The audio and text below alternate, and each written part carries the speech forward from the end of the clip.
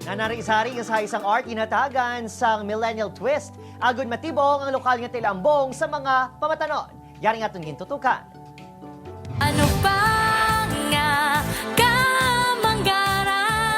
Agud matibong ang lokal nga taliambong sa Negros Occidental kag mapahangop ang importansya sini sa Gen Z kag millennials ginlunsar sa Negros Cultural Foundation, Provincial Government kag Negros Museum ang hugpong dayaw. Pa-contest nga modernize ang dating.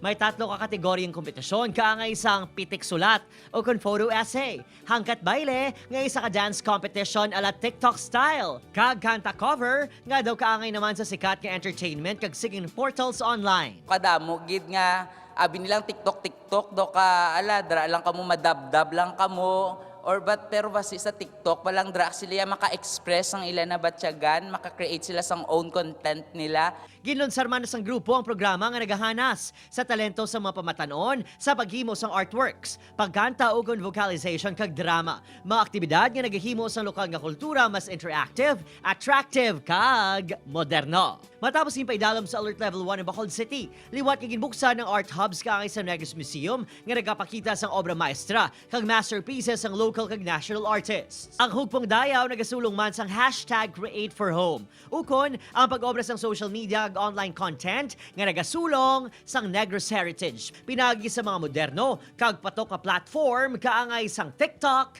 kag Facebook. Opat Carinal Casillo, Adrian Prietos, 1 Western Visayas.